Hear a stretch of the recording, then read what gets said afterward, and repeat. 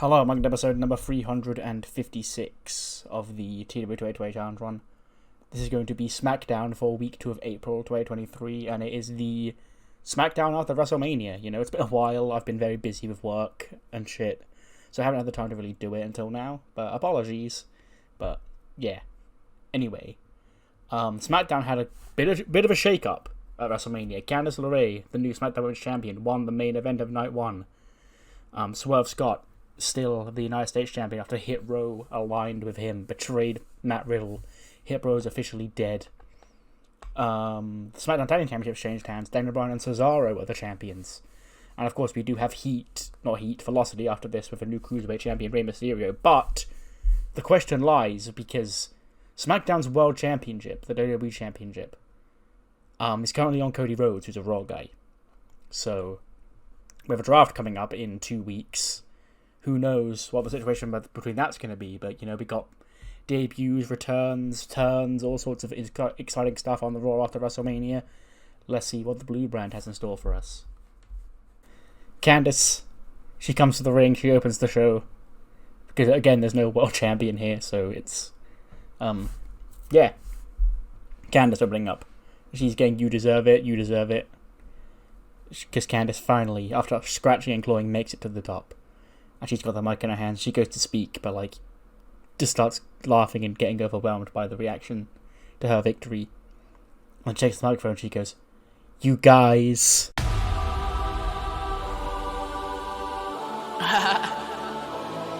Damage control. Yeah. We got the power, we got the rage, control the stage, control the game. Damage control's music immediately hits, and out comes Bayley. She's like, no. Stop it, okay? Why are you cheering for this big idiot, okay? Look, yes, I know. I had an off night at WrestleMania, it happens. Trust me, when any of you were successful enough to get to the very top of your job, you'll know what it's like to wrestle in that situation. And Candice, nobody knows that more than you, you know. Your very first WrestleMania main event too. You would just so happen to be lucky this time around to get the job done. But I am telling you this right now, Candice. You can enjoy your championship reign, because it's going to be short-lived. You're going to go down as the shortest reigning champion whose reign began in the main event of WrestleMania. Okay? Because next week, here on SmackDown, I want my rematch, okay? And then when I beat you in that rematch, your 13 days of fame, gone, okay? And then I go into the WWE draft. I go into the draft, SmackDown's hardest property, and the SmackDown Women's Champion, okay? And Candice sort of just looks around, she goes, "Good afternoon to you too, Bayley. Nice to see that you've recovered. You know, it's taken you 6 days to, all three of you, to pick your egos up off the floor after you had quite the embarrassing night at WrestleMania." But it's like, you take that back, okay? Okay, Dakota, she wasn't ready for whatever the hell that was Asuka was going to bring, okay? And Cora, enough out of you, okay? Well, just like last week, okay, there's 3 of us and 1 of you. Okay, and Raw main evented with a 6-man tag team match, okay? So, if you can find 2 friends, and you think you're so much better than us 3, then why don't you go scooty onto the back and pick up 2 friends and face us in a 6-woman tag team main event? And Candice laughs. She goes, "Bayley, are you deluded? I don't have to go to the back to pick out 3 friends because everybody here hates you. So, I can pick my partners right here, right now. Let's see."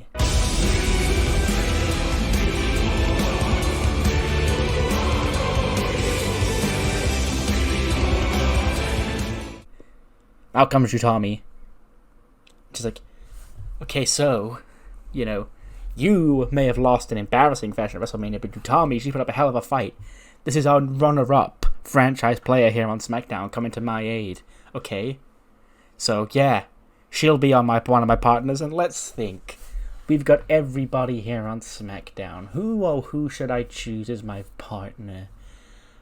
Eeny, meeny, miny. Mo!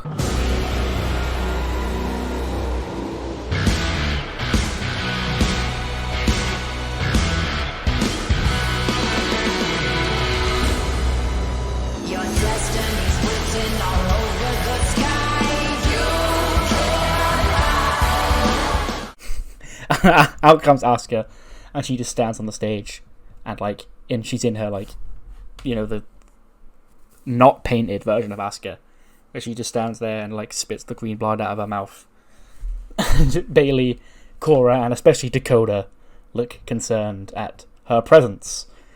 So we have our first SmackDown main event of Season 7. It's going to be the new SmackDown Women's Champion, Candice LeRae, teaming with Utami Hayashishita and Asuka to take on Damage Control in 6-women tag team action. We then cut to Adam Pearce's office. And Pearce, again, he gets finished off the phone or whatever, but he hears a knock on the door, and he goes, "Come in." And then we don't see who it is, but we just see him just look and just groan and go, "What on earth are you doing here?" And the camera pans across to show Alexa.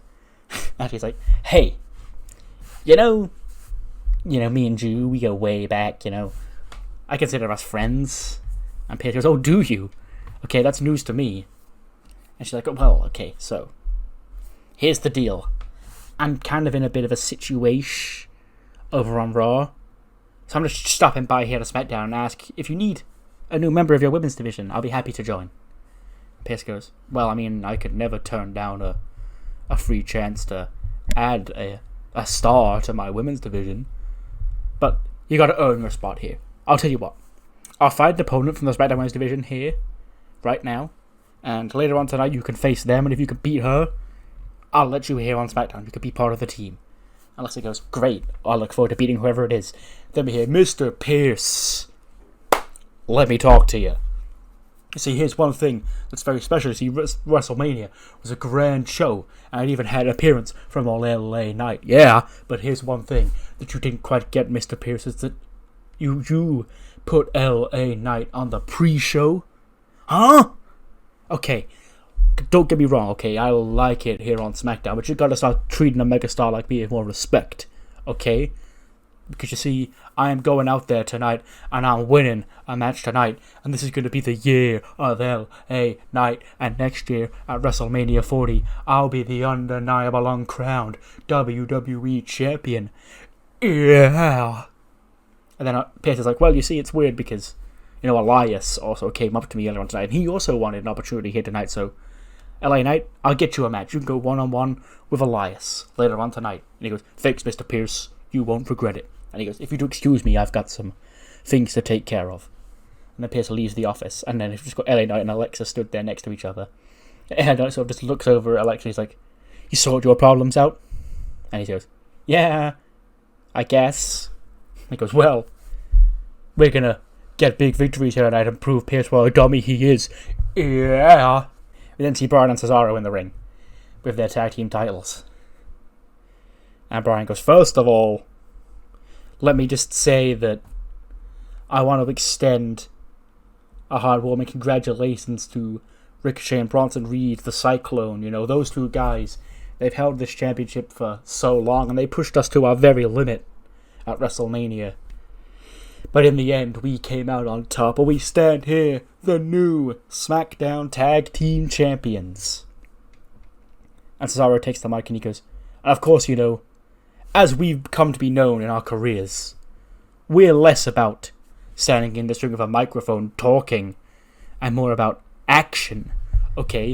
And I think we've gone long enough tonight without action. So, here it is, SmackDown after WrestleMania. We'll be putting our titles on the line against the first team that gets out here from the back."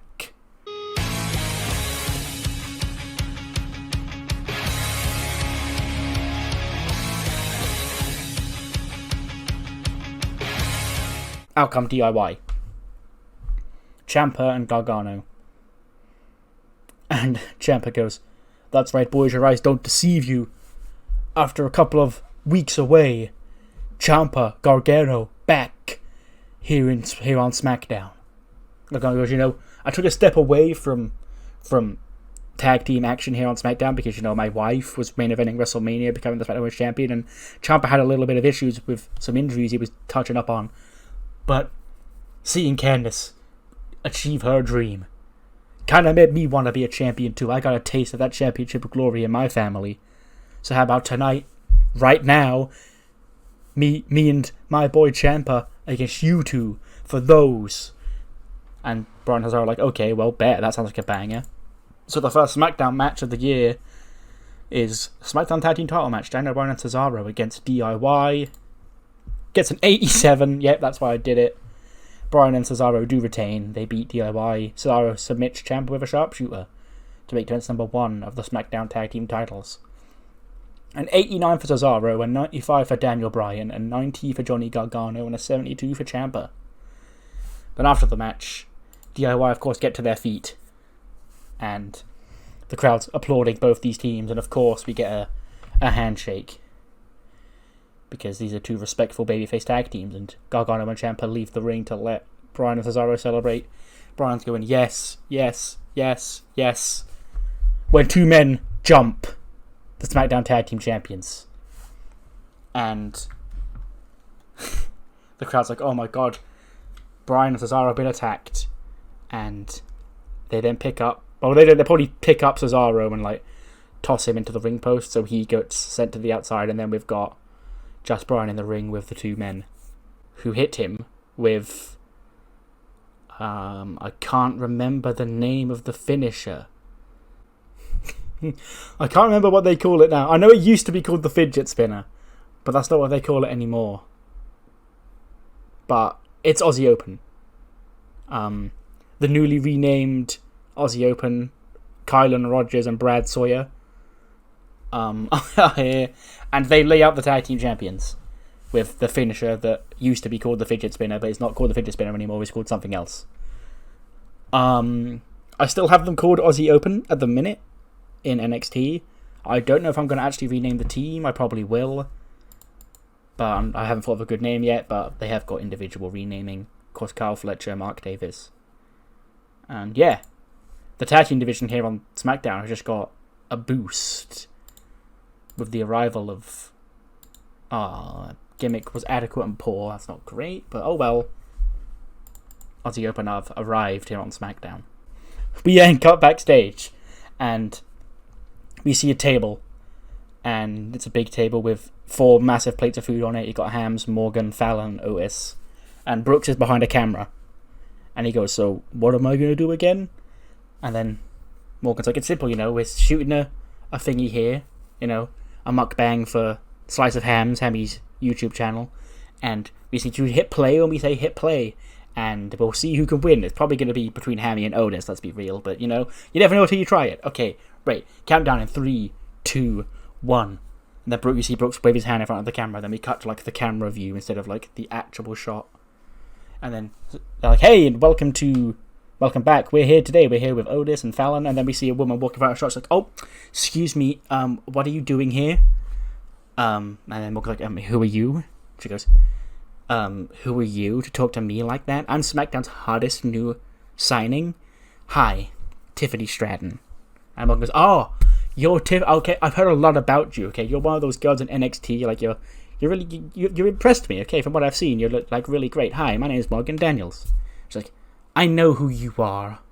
Okay, and what is this? What are we doing here?" And then Ham's like, "It's mukbang." And Tiffany goes, "It's what now? Gross. Get this out of my catering room. Okay, now this in my personal space. Okay, now you need to get your stupid asses out of my personal space. Okay, because the center of the universe has arrived. So nobody cares about your stupid who, what, when, where bang. Okay, now toodles out of my shot. Okay." And Morgan goes, "Well, there's no need to be such a bitch. Like, and you've just got here. Why do you think you can dictate this entire locker room?" And she goes, "Pardon you? Because I'm a star, and you could be a star, but oh my god, I've just had a Tiffany epiphany, okay? You are lame." And then Morgan smacks Tiffany in the face, and she goes, "Well, if I'm so lame, maybe tonight I can ruin your big debut here on SmackDown, Miss Center of the Universe." And she goes, "You don't touch me again." And Tiffany walks off, huffing. Then cut back to the ring. It's all of Hit Row. And Swerve, he's with Top Dollar, Ashanti, and B-Fab. And he goes, "Well, it seems that I did have a question for you, but it's become abundantly clear just whose house this is. It's not Matt Riddle's house, that's for damn sure. It's mine. Okay? Let's just rewind one sec. Rewind, okay? You really thought my boys, Darla, Shanty, the Adonis, you really thought B-Fab, my homegirl here, check it, was gonna side with that doofus Matt Riddle? Okay. Riddle, he has his perks. He's a hell of a talented individual in this ring. But Matt Riddle has not got the killer instinct that it takes to be a champion. Matt Riddle is a joke. He's a joke who just so happens to have credibility from his fighting background, and a joke who just happens to be talented in this ring. But a joke is a joke. You can polish a turd, it's still a turd. Why would Top Dollar, who harder than Top Dollar, not nada, why would the Adonis want to side with a guy like that when they could be making that money with the United States champion? So, Riddle can sit back there, and he can cry, and he can row, and he can ring up his bro Snoop Dogg and go, "Oh, bro, Hit Row being mean to me again, bro." I don't care. Because the fact of the matter is this. I'm the champion. You, Matt Riddle, are not. You never will be the champion. I will always be the champion because I got Hit Row by my side. And if you didn't know, now you know. Out comes Santos Escobar. And Santos and Swerve go face to face. It's probably been... fuck Christ. About a year? Just over a year and a month, like 13 months since we've seen these two men in the same ring. Former Raw Tag Team Champions. Swerve goes, "Well, look what the cat dragged in. How you doing, Santos? I don't see you doing too great. You're not thriving quite like Swerve is over here." And Santos goes, "I'm doing great. Okay. You see, I have just been given an incredible opportunity. You see, Zelina Vega, Zelina Vega, the one who brought you to Raw? Her and Rey Mysterio and Bad Bunny and all these people are coming together to reform the LWO. And they've asked me to be a part of it, okay? You see, we're not confined to Raw and SmackDown. We go wherever the wind takes us, wherever the draft may take us. And I can't think of a better way to kickstart this new era of the Latino world order than by taking your United States Championship." And so I'm like, "Oh, what's this? Kitty got claws, okay? He's suddenly gonna start... Janetti's gonna pipe up to Sean here, okay? Listen up, bro, okay? You want a shot at me for this title right now, right here? You got it. But just remember who butters your bread around here, okay? Because you'd be nothing without me, okay?" We then get Swerve and Santos Escobar one-on-one for the US title. Gets an 82. I also apparently didn't put the title on the line. Okay, whatever. But Swerve retains anyway, so it doesn't matter. 11-12. Swerve pins Santos. Probably via interference by Hit Row, just to really ham home that fact of, well, he has allies now, and he's also fucking good. He got a 93. Has Swerve ever scored that good before? Something like it's a 70. But yes, Swerve Scott defeats his former tag team partner here tonight on the SmackDown after WrestleMania, but he still has issues with Matt Riddle, so maybe he's making a lot more enemies than he can really balance. But after the match, speaking of Matt Riddle, he charges out because Hit Row are going to put down Santos with the whatever Ashanti and Top Dollar's tag team move is. Top Dollar's got Ashanti on his... No one in Hit Row is attacking each other. Okay, Top Dollar's got Santos on his shoulders for a Samoan drop. And then Riddle runs in. He knees Top Dollar in the head. Obviously, Santos gets dropped off his shoulders, lands on his feet. And he takes the fight to Ashanti. Riddle tries to take the fight to Top Dollar. He knees Top Dollar. He rolls out of the ring. Swerve panics up the ramp. And Matt Riddle helps Santos to his feet.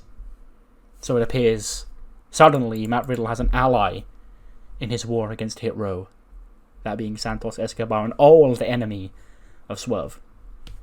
We then see Angel Garza. And he's got like I imagine he's got like a pinboard behind him. Like, you can see that they're women's faces, but you can't really tell who anyone is. And he goes, Mamacitas. WrestleMania didn't go as planned. I thought that the grandest stage of them all would be the greatest time for me to add to my entourage. And I failed. But I see everything so clearly now. I see you. Seeing you brightens my day. I need to be with you. You are my desire. You are the one for me. I will catch you, my white whale, and you will be together with me and my three. We then get Grayson Waller, a recap of Grayson Waller attacking The Miz at WrestleMania. And then Grayson Waller comes to the ring to a chorus of boos. He's like, why are you booing? Why are you booing, lad? Okay, look. Like, guys, come on. It's The Miz, alright? You know, you hate The Miz, you know? The Miz, he's been your mortal enemy for like a decade, lad. I don't understand what the issue is here. Just because Grayson Waller finally decided he'd had enough of being in that bum shadow, okay? Well, guess what? Grayson Waller, his rise starts here. I ain't got no business fighting The Miz. I'm never going to fight The Miz. Because I don't want to fight The Miz, because I'm above fighting The Miz. The Miz is the opponent for bums who are just getting their start here on WWE's main roster, lad. I've been here for a year. Okay? This ain't Miz's show anymore, lad. Hopefully he gets started off to Raw. This is Grayson Waller's show. And I can beat anybody in there who thinks they've got what it takes to shut me up. Because I'm going straight to the top. There's a rocket on my goddamn back, lad. Out comes Warden. And he gets into the ring, he just stares down Grayson Waller. And he goes, well, listen here, lad. Look, I like you. I've got no problem with you, lad. Like, you're great. You know, you beat Brock Lesnar. You know, that's impressive. What a big win, you know. You're a monster. You're a war dog, whatever you want to call yourself. But you don't want none of Grayson Waller, you know. I've got hands, lad. I'll poo, knock you in, deck you, lad. Okay? So it's probably for your safety and not for mine, because I can win any fight I get in, because I'm Grayson Waller, you know, got these hands.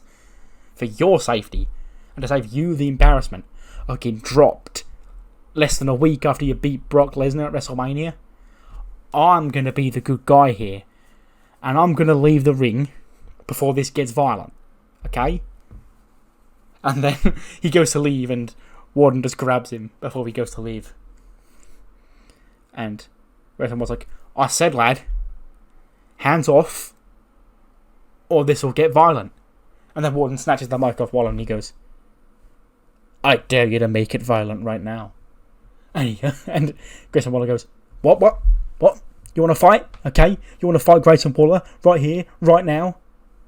Nah, I don't fight in Tampa. And he goes to, and he rolls out of the ring.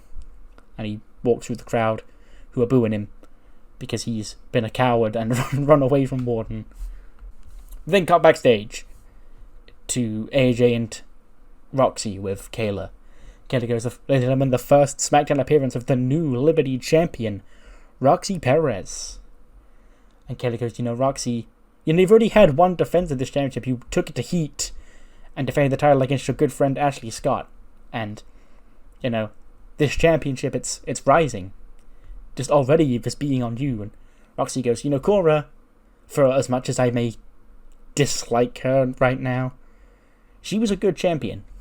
But I'm going to promise to be a better champion. I'm going to use this championship to not only elevate myself, but the championship itself. And I feel like there are women on this roster who really deserve another title opportunity. You know, I gave the shot to Ashley for everything she did being by my side this whole time, but it's time to look past that and really look at the people who deserve shots at the championship. There's one woman who I say should be at the very top of the list when it comes to challenging for this Liberty Championship. And on Heat next week, I'm going to face her. And that's a person, a very dear friend of mine. the very first Women's Liberty Champion, Shotzi Blackheart. And AJ goes, Shotzi. Okay, yeah, Shotzi. Roxy's gonna beat Shotzi on Heat because, everybody that deserves a title shot against Roxy is gonna get one, and that includes the women's champion who never got a rematch for that title.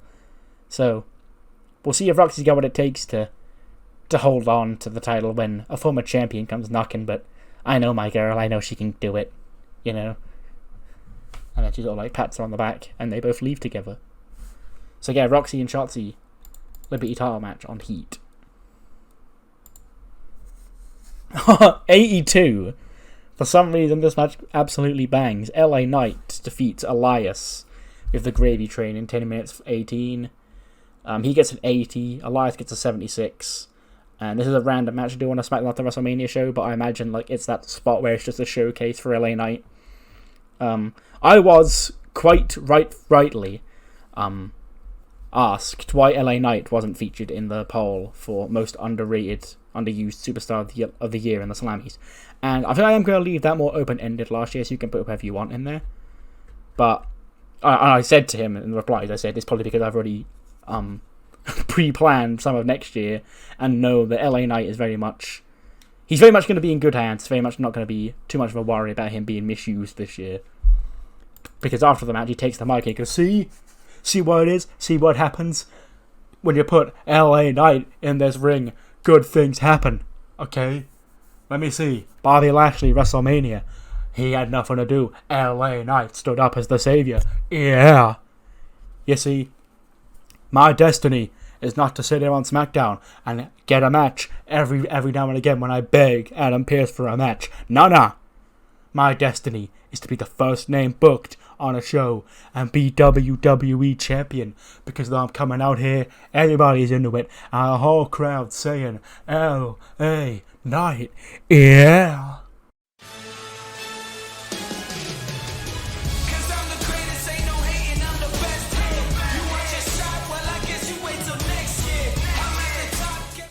Out comes Carmelo Hayes with Trick Williams. And he goes, cute. Real cute LA Knight, okay. Okay, so let's rewind here. Whose game is it? LA Knight's game, you say. You say your destiny's going to be WWE champion. You say you want to be first name on the books. You want to carry this brand. I am all those things, Knight. Check it. Whose game is it? Melo's game. He don't miss. He calls his shot against the greatest of all time going into WrestleMania, and he wins. That's Melo. You tell him, Melo, you talk your talk. Just goes into Money in the Bank last year, just after 3 months on the main roster. Calls his shot, says he's going to be the World Heavyweight Champion. Wins Money in the Bank. Is the next World Heavyweight Champion. You talk your talk, Melo, you talk it. When I cash this in, I've got 12 former world champions to my name. I'm going to cash this in and become the World Heavyweight Champion. The thing that you claim is your destiny. And guess what? There ain't a damn thing you can do about it. Because you are dreaming. You're dreaming of being the top guy here on SmackDown. You're dreaming of being him. But guess what I am, LA? I'm your worst nightmare. I'm the uncrowned world champion. I'm Mr. Money in the Bank. I'm the man who beat John Cena at WrestleMania. And I think all of that rolled in a one makes me undoubtedly, undeniably, undisputedly him. We then get back to another backstage segment. Kayla's with Kevin Owens and Sami Zayn. And she says, a big win, you two finally, seem to be getting along once again. And it's great to see Kevin Owens and Sami Zayn back on the same page here in WWE. And Sami goes, the old trope of an enemy of my enemy is my friend. It's sort of become a cliche at this point because it's said so often, but it does bear repeating because Kevin Owens and I have been able to put our differences aside for a common goal, and that was shutting up Adam Cole and Bobby Roode and the Paragon. And at WrestleMania, we did just that. But at WrestleMania, we didn't just do that, Kathy. We turned back the hands of time. And Kevin goes, you see, Sammy and I have done a lot of things here in WWE. We've both been world champion. We've both been Intercontinental champion. I've been a US champion. He's won King of the Ring. You know, there's a lot of decorative accolades on our resume. But there's one thing that we've never done, either of us, and that's be tag team champion. And I think we might be somewhere in the, I don't know if we're first in the line because you got those new guys that just showed up a minute ago and attacked the champion. I think they think that entitles them to a title match. You think on DIY, you think on the Limit Breakers, but you've got us. We're in that mix, Kayla. And then we just see walking past a very disheveled Seth Rollins. Like, he doesn't say anything, and I probably wouldn't even have him be acknowledged. It's just a thing that happens. He just walks past. Like, you know, disheveled Seth, you know, when he lost in real life at whatever pay-per-view it was, winning the bank against Drew. You know, he's lost the WWE Championship. He's a broken man. And he just saunters on through the shot. And, like, he doesn't get pointed out. Nobody mentions him, but you see him.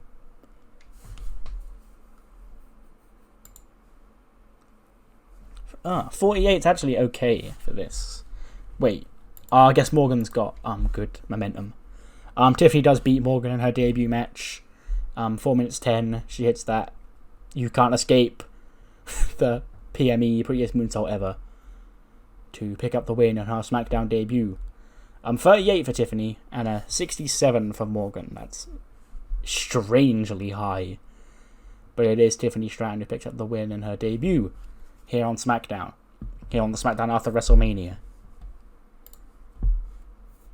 Then cut backstage, and it's Candice and Utami, like, preparing for the main event. And then she goes, you know, I know, it's Asuka's Asuka, you know. So, I don't know what she's doing, I don't know how she prepares, but she's got a lot of issues with damage control, so we're still going to let her do her thing, but, you know, I really appreciate you coming to my aid tonight. And then Utami offers a handshake out to Candice. And Candice goes, oh, yeah, sure. And then Utami sort of, like, grabs onto her and, like, pulls her closer. And she goes, I hope you know I didn't do it for free. And then she walks out. Candice goes, well, okay. Guess this is that championship targeting. They say you got a target on your back. Even the people you think you can trust, even the people who come to your aid, want to be your enemies because you've got the title they want. Okay, yeah, that's cool. And she walks out of the locker room, and there she bumps into Cammy backstage.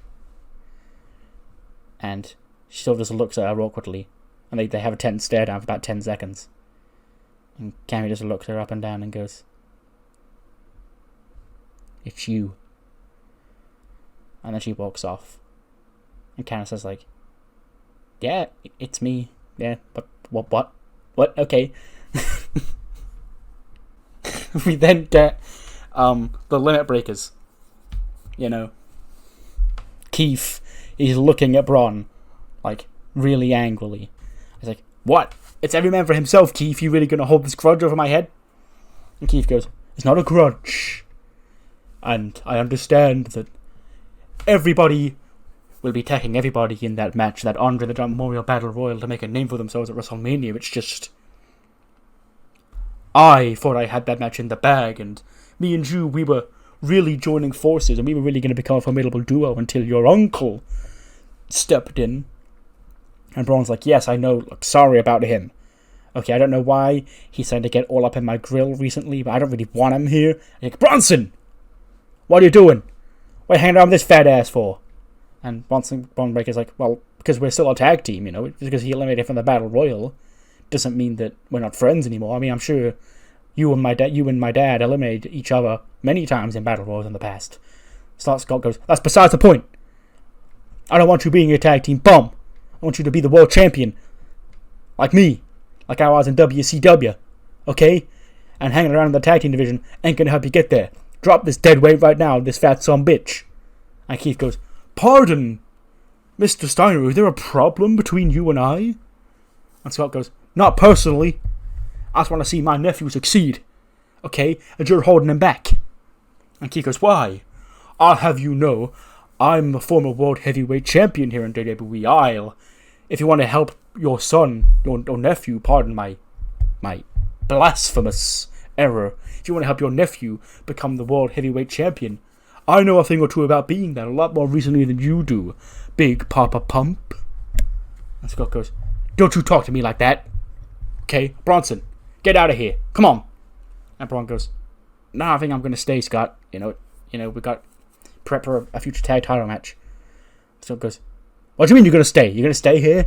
Lumber to this anchor? Huh? Suit yourself, kid. I'll try to help you. Then Scott Steiner walks off. And he goes, sheesh. Everywhere he goes, trouble follows. Bron goes, he's a loudmouth, huh? We see, speaking of the Andre the Giant about a Royal Trophy, we see it in the ring with a bunch of Chase U people and then the 4 named Chase U students at the front. Shane Reynolds, Bodie Hayward, Thea Hale, Haley Paul. And they welcome out the winner of the Andre the Giant Memorial Battle Royal, Mr. Andre Chase himself. And he comes to the ring. And he says, class, you know, it's quite an honor to be out here at the SmackDown after WrestleMania, celebrating my WrestleMania victory. You know, the Andre won the Andre. You know, there were a lot of tough competition in that match. You know, Baron Corbin, Keith Lee, Braun Breaker, among others. But one man rose above them all. One man proved that it's not about size, it's not about strength, it's not even about speed. It's about strategy. And I would say that WrestleMania Night 2 kickoff, the Andre the Giant Memorial Battle Royal, Shane, Bodie, Thea, Haley, was a true teachable moment. So you can see, if I can put my brain together to win this, there ain't nothing that any of you can't do, and that is why, going forward, we will not say no to anything. You will rise together in the name of Chase U. You will bleed black and red. Because we can and we will together. Give me a C. C. H. H. A. A. S. E. U. What's that spell? Burn it down!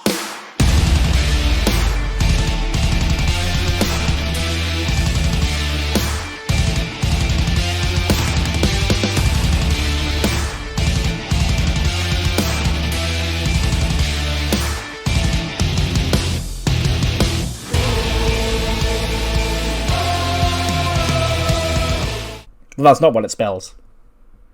Seth Rollins moseys on down to the ring. He's not doing his normal dancing, he's like proper fucking pissed. He's probably still wearing the WrestleMania gear, no jacket or anything, but with the implication being that he hasn't changed or slept since Sunday. And he just gets into the ring. And everyone just sort of looks at Seth. And he grabs Andre Chase by the fucking scruff of the shirt and he goes, "Get out!" And then Andre Chase stands his ground and Seth throws him over the top rope. Probably picked up the trophy, smashes the trophy, because they've got to smash it every year. It's tradition. And then all of Chase U run away from Seth. And he snatches the microphone. And he goes, "This has gone on long enough! I've got to sit back here and watch this garbage on my show. Because don't get it twisted. You don't see Cody Rhodes out here, the Nightmare, because it's not his show. It's mine. Okay? And sure, I may not be the WWE champion right now, but I will be again. Cody hiding on Raw like a coward, because he knows he can't beat me one-on-one. He can't beat Seth freaking Rollins. That Seth Rollins in the past he beat back at King of the Ring, that's a different beast. Okay? But oh boy, am I angry, am I frustrated here tonight, because my WWE Championship is sitting on another man, and whose fault is it? It's not even Cody Rhodes' fault. I'm not gonna blame Cody Rhodes. He won the Royal Rumble. He earned that shot. The blame is still with Roman Reigns. Because that wasn't Roman's match to be a part of. Roman bullshitted his way into that match, okay? When is this guy going to leave me alone? When's he gonna go?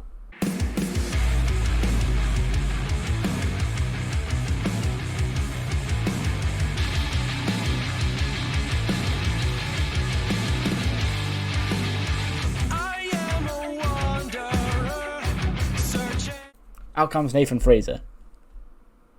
And Seth goes, "What are you doing out here?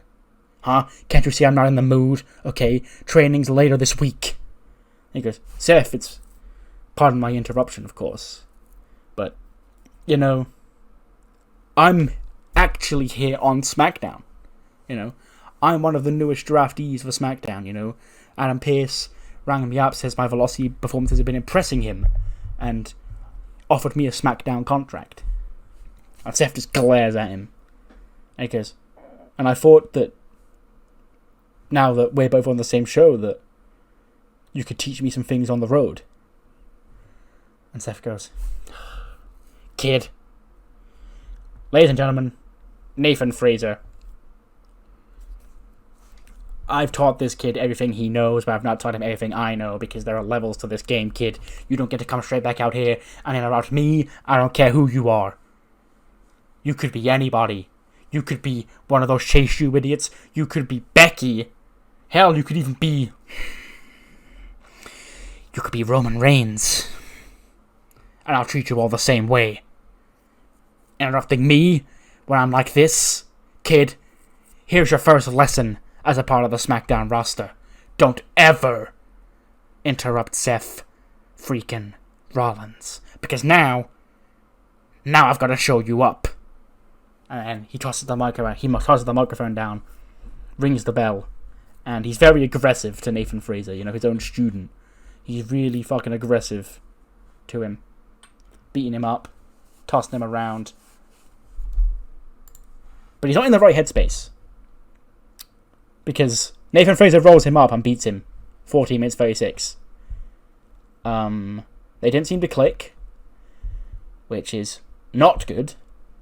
But they should click because, it actually says Seth Rollins made Nathan Fraser look particularly strong. That's nice because, you know, he is his protege in the game. 62 for Fraser, 82 for Seth. If you look at the road agent notes, this is it. Steal the show, scripted. Nathan Fraser to win, open. So I got that penalty to have an unimportant person beat a major star clean when not without protecting them.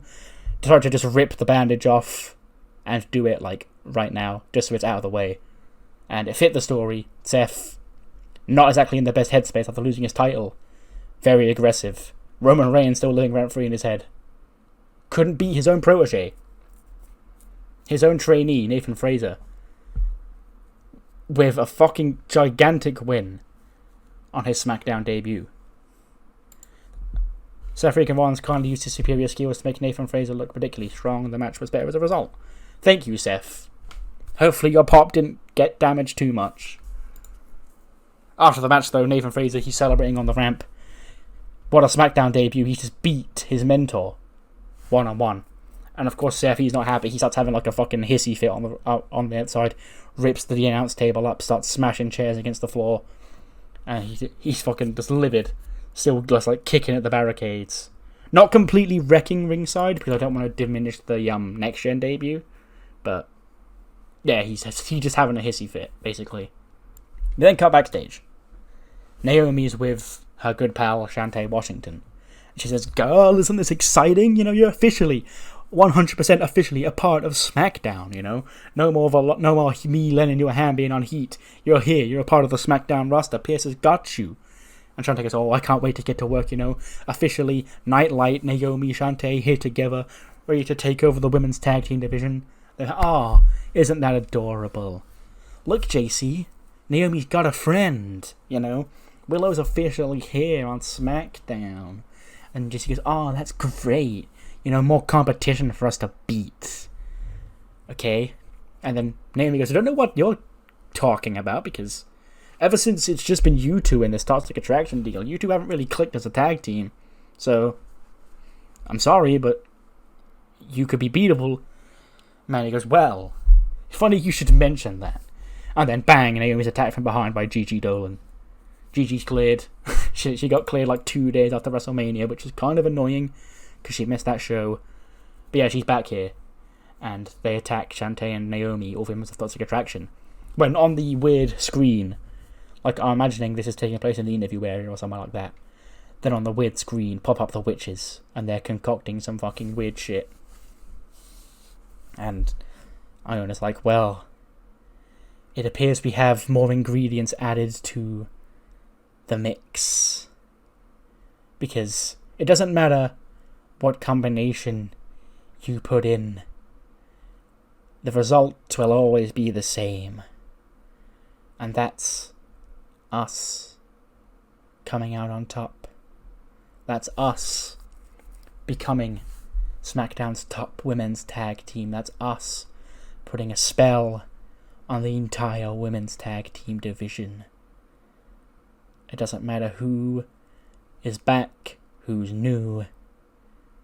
It just matters that there's meat in our way. And then the screen fades off, and Toxic Attraction sort of looking like, oh, they're fucking weird. And then they walk off. We then cut back to ringside, and we've got Seth. He's still, like, having a hissy fit. It's like, and Pierce goes, Seth. I get it. Calm down. He goes, don't you tell me to calm down, Pierce. Huh?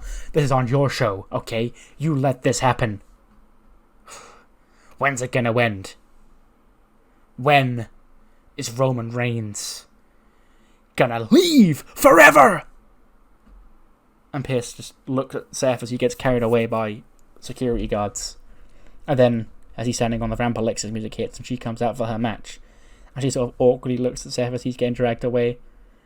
And then she smiles at Pierce. She's like, okay, watch this, I'm gonna win. And then her opponent comes out, and it's Io. It's Io Sky against Alexa Bliss here on the SmackDown after WrestleMania. Only gets a 70 because that's the cap for matches like this. But yeah, Io wins in 6 minutes with a moonsault. 97 for Io, 73 for Alexa. Short match, but wait, 6:35? Are we sure that 30 is the cap for that? That's really weird if it is. Because I thought that was 5 minutes and less. But I guess it's more than that. Okay, well, it doesn't matter. The match rating doesn't matter. All that matters is Io gets a win. There's one thing that means the world to a guy like me. Oh, that's family. You see a lot of families in WWE. You got the Bloodline. Gabagool's a lot of them.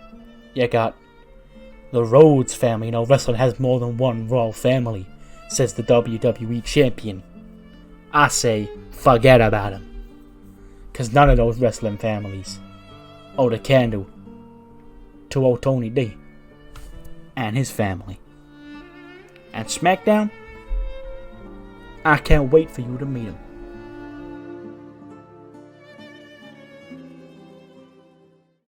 And an 89 rated main event. The babyface team, because I'm not beating Candice, obviously won that. I already beat Cody on Raw. Well, I didn't beat Cody, I beat Edge, but Cody was on the losing team. But I'm not going to beat Candice either. Yeah, she beats Dakota Kai, specifically Dakota, because I imagine Asuka, like, when Dakota Kai's in the ring, she doesn't really focus on Dakota too much. She's more concerned with Cora and Bayley. And it's sort of like a weird thing about it, like, because she was beefing with Dakota for ages. Dakota was the one she was stalking, but now she seems to, like, not really care about Dakota too much. But because Dakota, I guess, is still rattled from the match at WrestleMania, she's the one that Candice pins with a lion salt in 708. Or 1708, sorry. And yeah, I didn't want to beat Bayley either because, you know, she's got the title match next week. 85 for Utami, 84 for Asuka, 89 for Candice, carrying the whole thing. That's why she's the champion. 73 for Dakota, 71 for Cora, and an 84 for Bayley. And yeah, no shenanigans, no turn or anything like that after this match. That's just the strong end to the SmackDown after WrestleMania. An 88 rated show. Nathan Fraser was used too much. I can't wait to see what his pop looks like. I'm worried about what Seth's is going to look like, but he's Seth Rollins. You know he's going to get built back up. Why would I stop using him at this point? But yes, That's SmackDown. And now we move on to the first Velocity after WrestleMania. Velocity starts out in the offices of RJ City, and he says, WrestleMania was a big success for Cruiserweight Wrestling. We saw father versus son for the Cruiserweight Championship. Rey Mysterio defeated Dominik to keep a hold of not only the championship, but his iconic mask. He then defended the title, a day later against Bobby Fish, but that brings us ahead to him being on Raw next week. He's got a big announcement. Bad Bunny coming to Raw. You ain't going to want to miss that. Then Anthony Nese walks in. He goes, "We're talking about Bad Bunny and Rey Mysterio on Velocity." RJ, huh? Really? Okay, yes, we know it. Backlash, Puerto Rico. It's going to be big. Bad Bunny's going to be there. But this is Cruiserweight time. Your Cruiserweight champion doesn't even want to show up to Velocity. Dominik was here every week. He was truly putting in the work as the Cruiserweight champion. But it seems old man Mysterio seems to be, a bit forgetful in his old age that there's a Cruiserweight show that he needs to show up to. But no matter. Because I guess that means we can show up to his show on Monday. It will be a shame if we were to ruin his little reunion, his little guest party with Mr. Bad Bunny.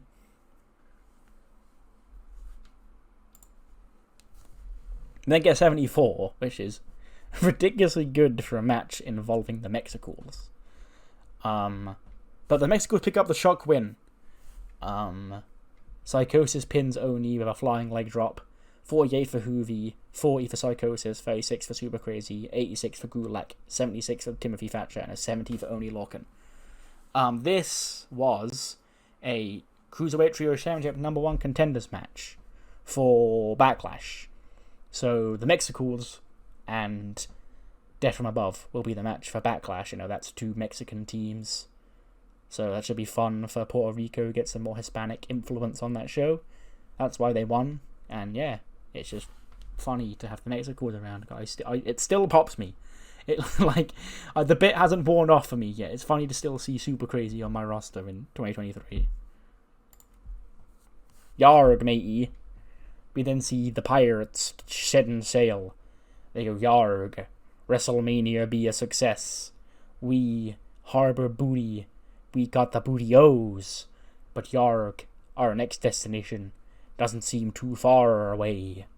And that is them doubloons that are them Cruiserweight Trios Championships shall soon belong to Yarg, the Aces of the Sea, or the Pirates we call us. So long, landlubbers, for when we return, those titles will be our sterlings." 70, I expected better from this, but apparently they don't click at all.